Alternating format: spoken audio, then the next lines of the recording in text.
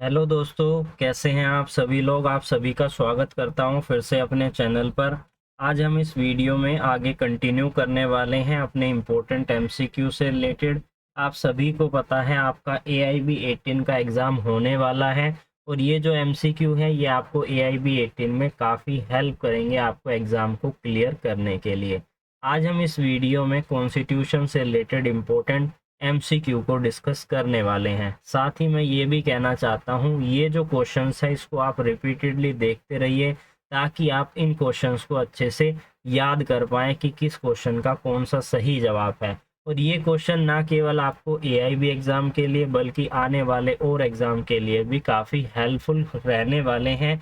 चाहे आप जुडिशरी की प्रिपरेशन कर रहे हैं, APO की तैयारी कर रहे हैं, LLB में एंट्रेंस एग्ज़ाम की तैयारी कर रहे हैं या JLO की प्रिपरेशन कर रहे हैं, हर एक एग्ज़ाम के लिए काफ़ी इम्पोर्टेंट होने वाली है। तो वीडियो को एंड तक ज़रूर देखिए, तभी आपको कंसेप्ट अच्छे से समझ में आएगा। और ये जो वीडियो होने वाली है ये दोनों स्टूडेंट्स के लिए होने वाली है जो इंग्लिश लैंग्वेज को प्रेफर करते हैं या फिर हिंदी लैंग्वेज को प्रेफर करते हैं। मैं दोनों लैंग्वेज में आपको जो है डिस्कस करूंगा। इंग्लिश और हिंदी मैंने दोनों में ट्रांसलेशन भी इसीलिए की है। बात करते हैं सबसे पहले इम्पोर्टेंट क्वेश्चन के बारे में। क्या कह रहा है, give the correct response to the advice given by the council of minister. जो काउंसिल ऑफ मिनिस्टर हैं उनके द्वारा अगर कोई भी एडवाइस दी जाती है to the president then it rejected by him may be. तो इन सभी ऑप्शंस में से कौन सा ऑप्शन सही है पढ़ते हैं। पहला ऑप्शन क्या कह रहा है, question by the supreme court. Supreme court के द्वारा प्रश्न उठाया जा सकता है। सेकंड ऑप्शन क्या कह रहा है, it may not be question in any court of law. किसी भी कोर्ट ऑफ लॉ में इस तरीके के प्रश्न उठाए नहीं जा सकते हैं। अगला ऑप्शन क्या कह रहा है, the rejection of the advice by the president is unconstitutional declare किया जाएगा। फोर्थ ऑप्शन क्या कह रहा है, it may B A question by the prime minister.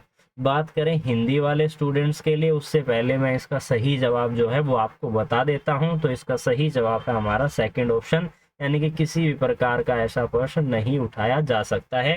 Hindi वाले स्टूडेंट्स के लिए अब पढ़ देते हैं। क्या कह रहा है कि मंत्री परिषद द्वारा राष्ट्रपति को दी गई सलाह और राष्ट्रपति द्वारा उसे अस्वीकार किए जाने पर इन सभी में से कौन सा ऑप्शन सही है। पहला ऑप्शन कह रहा है कि सुप्रीम कोर्ट का सवाल, यानी कि सुप्रीम कोर्ट यहाँ पर प्रश्न उठा सकता है। दूसरा क्वेश्चन क्या है, किसी भी अदालत को इस पर सवाल नहीं उठाया जा सकता। कोई भी अदालत इस पर सवाल नहीं उठा सकती, ये इसका सही जवाब है। थर्ड ऑप्शन है कि राष्ट्रपति द्वारा सवाल को अस्वीकार करना असंवैधानिक होगा। और फोर्थ ऑप्शन है, इस पर प्रधानमंत्री द्वारा सवाल उठाया जा सकता है। तो इसका जो सही जवाब है वो है हमारा सेकंड ऑप्शन। अब हम बढ़ते हैं हमारे अगले क्वेश्चन के बारे में। तो डिटेल में इसी तरीके से समझेंगे हर एक प्रश्न को ताकि आपको समझ में आ जाए। चाहे आप हिंदी कैंडिडेट हैं, हिंदी स्टूडेंट से हिंदी को ज़्यादा प्रेफर करते हैं या इंग्लिश को प्रेफर करते हैं, तो दोनों लैंग्वेज में हम इसको समझते हुए चलेंगे और डिटेल में डिस्कशन भी करेंगे कि कौन सा आर्टिकल जिससे ये क्वेश्चन बन रहा है उससे और कौन कौन से क्वेश्चन बन सकते हैं। सेकंड क्वेश्चन क्या कह रहा है कि Rajya Sabha has been termed off. कितने साल के लिए रह सकती है, यहाँ पर 6 महीने यानी कि 6 ईयर। सेकंड ऑप्शन है, it may be a permanent body in which 1/3 of the member retired after 2 year. Third option कह रहा है 5 year from the date of oath taken by the member. And fourth option is the 10 year. तो इसका जो सही जवाब है वो है हमारा सेकंड ऑप्शन कि राज्यसभा एक परमानेंट बॉडी है जिसमें 1/3 मेंबर जो है रिटायर्ड होते हैं हर 2 साल के बाद। हिंदी वाले स्टूडेंट्स के लिए पढ़ देते हैं। क्या कह रहा है कि राज्यसभा का कार्यकाल होता है किस समय के लिए, 6 वर्ष के लिए। दूसरा ऑप्शन है, यह एक स्थायी निकाय है जिसको 1/3 सदस्य प्रत्येक 2 वर्ष के सेवानिवृत्त हो जाते हैं। और थर्ड ऑप्शन है, सदस्य द्वारा शपथ लेने की तिथि से 5 वर्ष। या फोर्थ ऑप्शन है 10 वर्ष। तो इसका जो सही जवाब है वो है हमारा सेकेंड ऑप्शन। बात करते हैं अगले इंपॉर्टेंट क्वेश्चन के बारे में। ये क्या कह रहा है इसको समझते हैं डिटेल में। तो वीडियो को एंड तक जरूर देखिएगा, तभी आपको हर एक प्रश्न समझ में आएगा। और इसे आप एक बार या 2 बार रिपीट कर लीजिए ताकि जब भी आपके माइंड में क्लिक करे इस तरीके का क्वेश्चन हमने पहले डिस्कस किया तो आपको बहुत ही जल्दी से इसका जवाब मिल जाएगा। और प्रैक्टिस ही हमें परफेक्ट बनाती है, ये तो आपको पता ही है। Any charge for the impeachment of the president में बी प्रेफर्ड। यानी कि इम्पीचमेंट किया गया है, जिसे हम हिंदी में कहते हैं महाभियोग किया गया है। किसके साथ? प्रेसिडेंट यानी कि राष्ट्रपति का। तो ऐसे में कहाँ पर उसे प्रेफर किया जा सकता है? पहला ऑप्शन है only in the house of the people, second option है only in the house in the council of the state, और थर्ड ऑप्शन है only in the joint session of the parliament, fourth option है by other house of the parliament. तो किसी भी house में parliament के इस तरीके के इम्पीचमेंट के लिए, प्रेसिडेंट के लिए उसे प्रेफर्ड किया जा सकता है। हिंदी वाले स्टूडेंट्स के लिए पढ़ देते हैं, राष्ट्रपति पर महाअभियोग के लिए किसी भी आरोप को प्राथमिकता दी जा सकती है सिर्फ लोगों के घरों में। यहाँ पर ये हिंदी में ट्रांसलेट किया है तो इस तरीके से आ रहा है, आप इसे इंग्लिश में समझ लीजिए, हाउस ऑफ द पीपल। बात करें सेकंड ऑप्शन की, केवल राज्य परिषद में। थर्ड ऑप्शन है केवल संसद के संयुक्त सत्र में। फोर्थ ऑप्शन है संसद के किसी भी सदन के द्वारा। तो इसका जो फोर्थ ऑप्शन है बिल्कुल सही जवाब है। बात करते हैं अगले इंपॉर्टेंट क्वेश्चन के बारे में। क्या कह रहा है ये क्वेश्चन, इसको समझ लेते हैं कि definition appointment and term and any other thing of the governor of the state has been given under which, यानी कि किस पार्ट में, किस चैप्टर में, कहाँ से कहाँ तक के आर्टिकल है जो बात करता है गवर्नर ऑफ स्टेट के बारे में, चाहे वो उसके डेफिनेशन की बात करें, चाहे उसके अपॉइंटमेंट की बात करें, चाहे उसके टेन्योर की बात करें। तो फर्स्ट ऑप्शन क्या कह रहा है? पार्ट 6 चैप्टर 1 एंड 2 आर्टिकल 153 से लेकर 162 तक। सेकंड ऑप्शन क्या कह रहा है? पार्ट 6 चैप्टर 1 आर्टिकल 152 से 162। थर्ड ऑप्शन कह रहा है पार्ट 6 चैप्टर 1 एंड 2 आर्टिकल 152 से 162। फोर्थ ऑप्शन कह रहा है पार्ट 6 चैप्टर 2 आर्टिकल 153 से 162। तो इसका जो सही जवाब है वो है हमारा लास्ट ऑप्शन। हिंदी वाले स्टूडेंट्स के लिए पढ़ देते हैं कि राज्य के राज्यपाल की परिभाषा, उसकी नियुक्ति, उसके कार्यालय आदि की जानकारी कहाँ पर दी गई है। तो आपको पता चल गया, भाग नंबर 6 अध्याय नंबर 2 अनुच्छेद नंबर 153 से 162 तक। बात करते हैं अगले इंपॉर्टेंट क्वेश्चन के बारे में। क्या कह रहा है ये क्वेश्चन? इसमें बहुत ही इंपॉर्टेंट क्वेश्चन है। The ex officio chairman of the council of state कौन होता है? क्या वो प्रेसिडेंट ऑफ इंडिया होता है, स्पीकर ऑफ लोकसभा होता है, वाइस प्रेसिडेंट होते हैं, या इन सभी में से कोई भी नहीं है? तो जब हम बात करते हैं काउंसिल ऑफ स्टेट के एक्स ऑफिशियो चेयरमैन की, तो वो होते हैं हमारे वाइस प्रेसिडेंट। हिंदी वाले स्टूडेंट्स के लिए पढ़ देते हैं, राज्य की परिषद का पदेन अध्यक्ष होता है, कौन होता है? भारत के राष्ट्रपति, लोक सेवा अध्यक्ष या उपाध्यक्ष, या उपरोक्त में से कोई भी नहीं है। तो उपाध्यक्ष जिसे हम वाइस प्रेसिडेंट कहते हैं उसे ही क्या कहा जाता है? काउंसिल ऑफ स्टेट का एक्स ऑफिशियली चेयरमैन कहा जाता है। बात करते हैं अगले इंपॉर्टेंट क्वेश्चन के बारे में। क्या कह रहा है? The president of India is elected, किस तरीके से इलेक्शन किया जाएगा, उनको इलेक्टेड किस तरीके से किया जाएगा? फर्स्ट ऑप्शन है डायरेक्टली किया जाएगा, सेकंड ऑप्शन है इनडायरेक्टली किया जाएगा, थर्ड ऑप्शन है इनडायरेक्टली बट सीक्रेट बैलेट के द्वारा, फोर्थ ऑप्शन कह रहा है indirectly by secret ballot and by proportional representation system by the meaning of a single transferable vote. तो इसका जो सही जवाब है वो है हमारा फोर्थ ऑप्शन। हिंदी वाले स्टूडेंट्स के लिए पढ़ देते हैं, भारत के राष्ट्रपति का चुनाव किया जा सकता है किस तरीके से? सीधे तौर पर, या परोक्ष रूप से, या अप्रत्यक्ष रूप से गुप्त मतदाता द्वारा, या फोर्थ ऑप्शन है अप्रत्यक्ष रूप से गुप्त मतदाता द्वारा और एकल संक्रमणीय मत के माध्यम से अनुपातिक प्रतिनिधित्व प्रणाली के द्वारा। तो इसका जो फोर्थ ऑप्शन है बिल्कुल सही जवाब है। बात करते हैं अगले इंपॉर्टेंट क्वेश्चन के बारे में। क्या कह रहा है ये क्वेश्चन, इसको समझ लेते हैं। The provision for the protection, improvement of environment and safeguard of forest and wild life has been provided in. जब हम बात करते हैं इन्वायरमेंट की, तो इन्वायरमेंट का प्रोटेक्शन हुआ, इन्वायरमेंट की इम्प्रूवमेंट की बात की, फॉरेस्ट को सेफगार्ड करने की बात की गई है, वाइल्ड लाइफ को प्रोटेक्ट करने की बात की गई है। तो हमारे भारतीय संविधान के अंदर किस आर्टिकल में इसके रिगार्डिंग बताया गया है? आर्टिकल 47, आर्टिकल 48, आर्टिकल 48 कैपिटल है, या इन सभी में से कोई भी नहीं है? तो इससे रिलेटेड हमारा सेक्शन है आर्टिकल नंबर 48 कैपिटल ए, इसलिए थर्ड इसका बिल्कुल सही जवाब है। हिंदी वाले स्टूडेंट्स के लिए पढ़ देते हैं कि पर्यावरण की सुरक्षा एवं सुधार तथा वन एवं वन्य जीवों की सुरक्षा का प्रावधान किया गया है। कहाँ पर किया गया है? अनुच्छेद नंबर 48 कैपिटल ए के अंदर। यहाँ पर कैपिटल ए हिंदी में हम पता नहीं कैपिटल ए को क्या कहते हैं, यानी कि आप समझ गए हैं क्या इसका सही जवाब है। बात करते हैं अगले इंपॉर्टेंट क्वेश्चन के बारे में। क्या कह रहा है, in article 45 the state shall endeavour to provide every earlier childhood care and education to the children below the age of, कितने साल के बच्चे के लिए यहाँ पर बात की गई है कि वो दी जाएगी उसको एजुकेशन, 6 साल, 8 साल, 12 साल या 14 साल। तो 6 साल से नीचे का अगर बच्चा है तो उसे एजुकेशन प्रोवाइड की जाएगी, उसकी केयर की जाएगी चाइल्डहुड के दौरान। हिंदी वाले स्टूडेंट के लिए पढ़ देते हैं।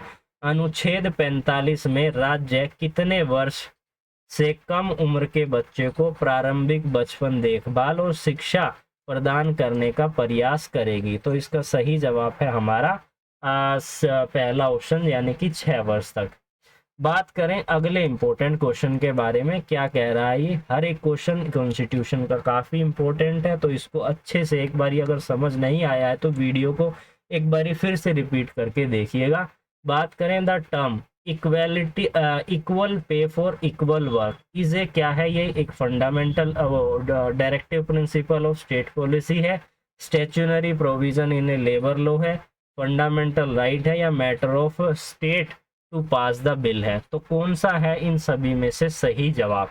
तो इसका जब हम बात करते हैं equal pay for equal work के लिए, तो इसे हम कहते हैं directive principle of state policy. Hindi वाले स्टूडेंट के लिए पढ़ देते हैं, समान कार्य के लिए समान वेतन। इससे आपको अच्छे से समझ में आएगा। क्या कह रहा है कि राज्य की नीति निर्देशक सिद्धांत है, दूसरा है श्रम कानून और वैधिक प्रावधान है, तीसरा है मौलिक अधिकार है, चौथा है वैधानिक पारित करना राज्य का मामला है। तो ये जो है हमारे, जब हम बात करते हैं सामान्य कार्य के लिए सामान्य वेतन, तो राज्य के नीति निर्देशक सिद्धांत के अंतर्गत ये आता है। अब हम बात करते हैं हमारे अगले इंपॉर्टेंट क्वेश्चन के बारे में। काफी इंपॉर्टेंट क्वेश्चन है, इसको आपको ध्यान में रखना है। Which is the fundamental duty of every citizen of the India? क्या है फंडामेंटल ड्यूटी? फर्स्ट ऑप्शन क्या कह रहा है, to trustful to one's duty. Second option है to renounce practice derogatory to the dignity of the child, derogatory to the dignity of human being, derogatory to the dignity of a women. तो कौन सी हमारी duty है? तो fourth हमारी जो है duty है, ताकि हम वुमेन को डिग्निटी प्रोवाइड कर सके, रिनाउंस कर सके। हिंदी वाले स्टूडेंट्स के लिए पढ़ देते हैं, जो भारत के प्रत्येक नागरिक का एक मौलिक कर्तव्य है। क्या कर्तव्य है? सबसे पहला अपने कर्तव्य के प्रति सच्चा रहना, दूसरा है बच्चों को गरिमा के विरुद्ध अपमानजनक प्रथाओं का त्याग करना, और उसके बाद अगला ऑप्शन है मानव की गरिमा के विरुद्ध अपमानजनक प्रथाओं का त्याग करना, तीसरा है महिलाओं की गरिमा के विरुद्ध अपमानजनक प्रथाओं का त्याग करना। यहाँ पर आपको बिल्कुल अच्छे से समझ में आ रहा होगा। अगर आपको कोई वर्ड हिंदी में समझ नहीं आ रहा है तो आप उसे इंग्लिश में समझिए, इंग्लिश में समझ नहीं आ रहा है तो आप उसे हिंदी में समझिए। तो हमारे यहाँ पर एमसीक्यू तो कंप्लीट हो चुके हैं। अब हम रिलीवेंट सेक्शंस को डिस्कस कर लेते हैं। कौन कौन से रिलीवेंट सेक्शन हैं जो इन एमसीक्यू से संबंधित है। यहाँ पर रिलीवेंट सेक्शन बहुत सारे हो जाएंगे, इसलिए हम कुछ ही आर्टिकल को डिस्कस कर पाएंगे इस वीडियो के अंदर। सबसे पहला है हमारा आर्टिकल नंबर 75, जो बात करता है council of minister to aid and advise the president. यहाँ पर सबसेक्शन 1 क्या कह रहा है कि there shall be a council of minister with the prime minister at the head to advise and aid to the president who shall in exercise of its function act in accordance with such advice। अब इसको हिंदी में समझते हैं कि राष्ट्रपति क्या कह रहा है, हिंदी में समझते हैं ताकि आपको क्लियर हो जाए।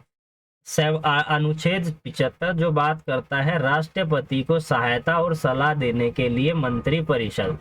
पहला पॉइंट क्या कह रहा है इसका, राष्ट्रपति को सहायता और सलाह देने के लिए प्रधानमंत्री के नेतृत्व में एक मंत्री परिषद होगी जो अपने कार्य के अभ्यास में ऐसी सलाह के अनुसार कार्य करती है। अब इसमें एक प्रोवाइजो दिया गया है, इसको भी समझ लेते हैं। क्या कह रहा है ये प्रोवाइजो कह रहा है प्रोवाइडेड दैट द प्रेसिडेंट में required The Council of Ministers to reconsider such advice either journally or otherwise, and the President shall act in accordance with the advice tendered after such reconsideration। यानी कि president जो के लिए आवश्यक होती है तो ऐसी जो एडवाइस को रिकंसिडर किया जा सकता है और इस तरीके के एडवाइस को टेंडर किया जाएगा। सब सेक्शन 2 क्या कह रहा है? The question whether any if so what advice was tendered by the minister to the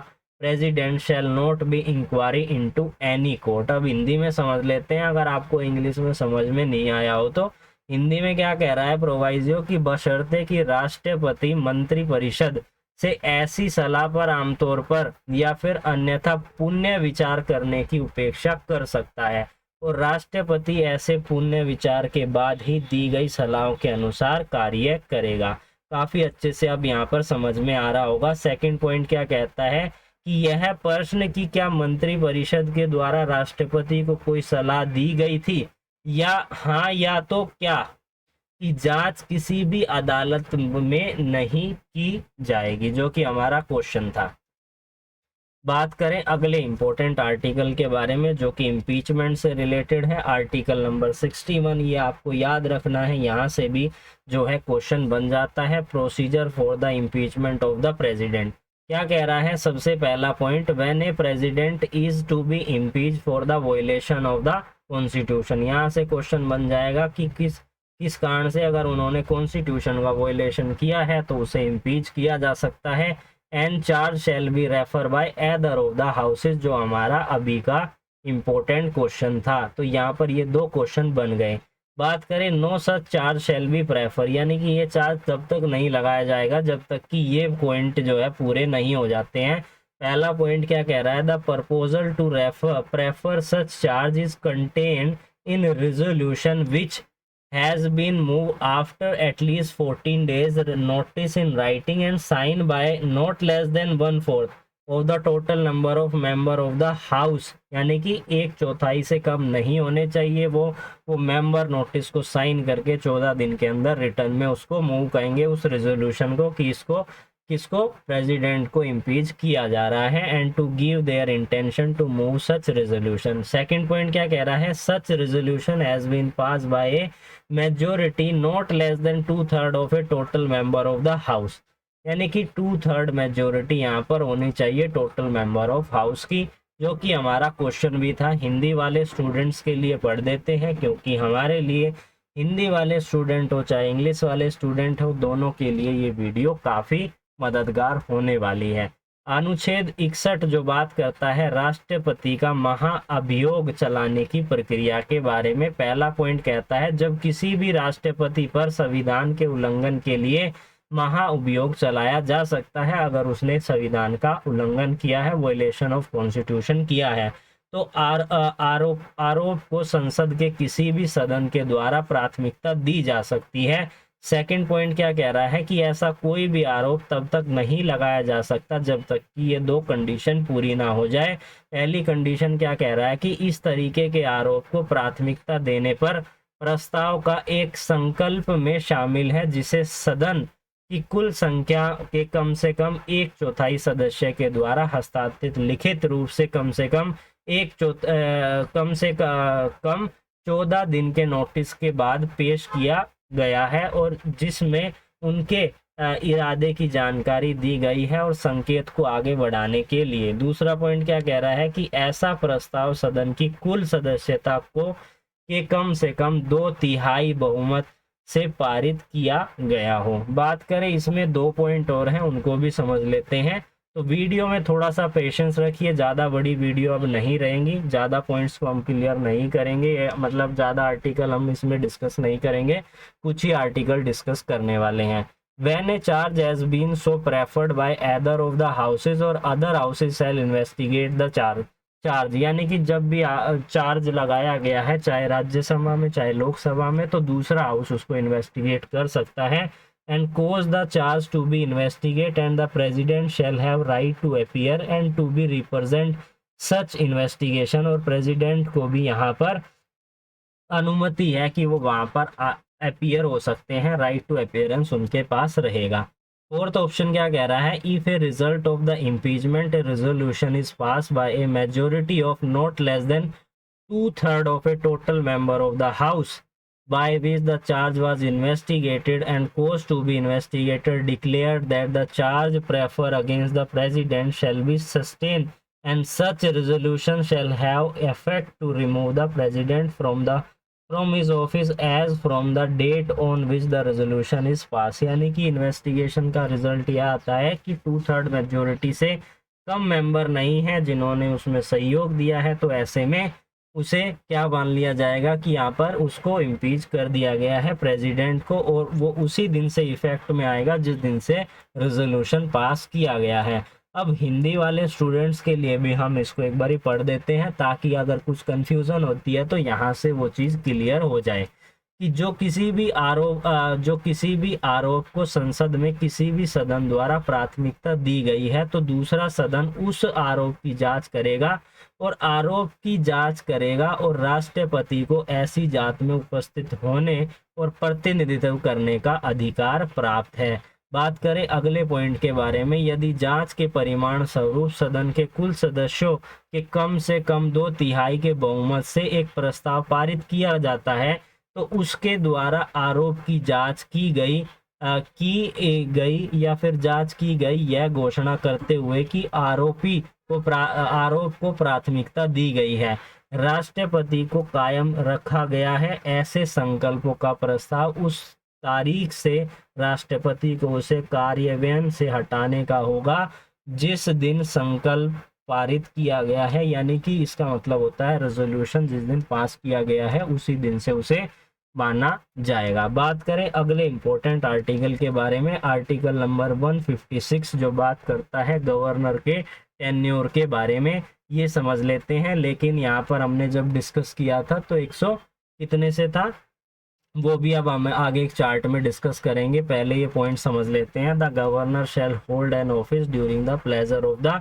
president. Second option है the governor may by writing in his hand address to the president resignation of his office. ये आपको याद रखना है, resignation किसको दिया जाएगा, president को दिया जाएगा अगर गवर्नर देना चाहते हैं। Subject to the foregoing provision of this article governor shall hold his office for term of, ये आप याद रखिए 5 साल के लिए वो टेन्योर के लिए रहते हैं, from the date on which he entered upon his office, provided that the governor notwithstanding expiring of his tenure continue to hold office unless the successor of his office is as office। तो बात करें अब हिंदी वाले student के लिए, उनके लिए भी हम इसको एक बार पढ़ देते हैं। अनुच्छेद नंबर 156 जो बात करता है राज्यपाल यानी कि गवर्नर के पद के कार्यान्वयन के बारे में। यानी कि पहला पॉइंट क्या कह रहा है कि राज्यपाल राष्ट्रपति की इच्छा तक पद पर बने रहेंगे। सेकंड पॉइंट कह रहा है राज्यपाल राष्ट्रपति को संवैधानिक रूप से हस्तांतर संहिता पत्र द्वारा अपना त्याग कर सकते हैं। थर्ड पॉइंट है इस अनुच्छेद के पूर्वगामी प्रावधानों के अधीन एक राज्यपाल अपने कार्यालय में प्रवेश करने की तारीख से 5 साल के अवधि के लिए पद धारण करेगा और बशर्ते यानी कि प्रोवाइजो हिंदी में बशर्ते कहते हैं कि एक राज्यपाल अपने कार्यकाल की समाप्ति के बावजूद तब तक उस पद पर बना रहेगा जब तक कि उसके उत्तराधिकारी उसके कार्यालय में प्रवेश नहीं कर लेते, यानी कि जो सक्सेसर है। बात करें अगले पॉइंट के बारे में तो ये एक चार्ट है, इसको आप ध्यान में रखिएगा। पार्ट नंबर 6 जो कि बात करता है, चैप्टर नंबर 2 जो बात करता है गवर्नर्स के बारे में, जिसमें पर्टिकुलरली यहाँ से सेक्शन स्टार्ट होते हैं और यहाँ तक खत्म होते हैं, हर एक सेक्शन अलग अलग बात करता है। 153 गवर्नर ऑफ स्टेट के बारे में, 154 executive power of the state, 155 governor के अपॉइंटमेंट के बारे में, 156 गवर्नर के ऑफिस ऑफ टर्म के बारे में, 157 जो बात करता है गवर्नर की क्वालिफिकेशन के लिए क्या अपॉइंटमेंट के लिए क्या क्वालिफिकेशन होगी, 158 बात करता है गवर्नर ऑफिस की कंडीशन के बारे में, 159 बात करता है ओथ के बारे में। और ये सारी चीज़ें जो कि आपको याद रखनी है। बात करते हैं अगले इम्पोर्टेंट क्वेश्चन के बारे में। क्वेश्चन नहीं, यहाँ पर हमें ये आर्टिकल पता होना चाहिए। ये आर्टिकल है, बस अभी फिनिश होने वाली है वीडियो।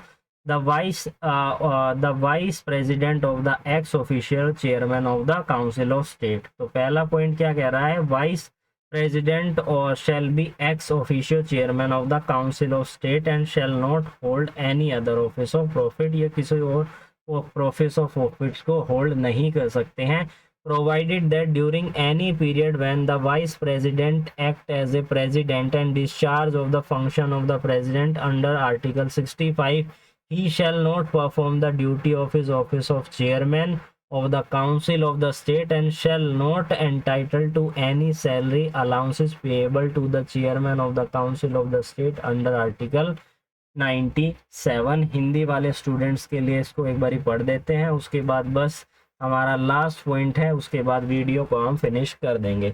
यानी कि उपराष्ट्रपति का राज्य सभा का पदे सभापति होना, यानी कि उपराष्ट्रपति राज्यसभा का पद अध्यक्ष होगा और लाभ का कोई भी अन्य पद धारण नहीं करेगा, बशर्ते कि किसी भी अवधि के दौरान जब उपराष्ट्रपति राष्ट्रपति के रूप में कार्य करता है या फिर अनुच्छेद 65 के तहत राष्ट्रपति के कार्य का निर्वाह करता है, तो वह राज्य की परिषद के अध्यक्ष के कार्यालय के कर्तव्यों का पालन नहीं करेगा और किसी भी वेतन या भत्ते का हकदार नहीं होगा, अनुच्छेद 97 के तहत राज्य परिषद के अध्यक्ष को दे। तो आई होप आपको आज की वीडियो काफ़ी इंफॉर्मेटिव लगी होगी। तो हर एक एमसीक्यू जो मैंने अभी यहाँ पर आपके साथ डिस्कस किया है उसको आप एक बार सीक्वेंस वाइज हर एक एमसीक्यू को जो है रिपीट कर लीजिएगा। अगर फिर भी आपको समझ नहीं आता है तो आप हमें कमेंट सेक्शन करके कमेंट में पूछ सकते हैं कि आपको समझ में नहीं आया है।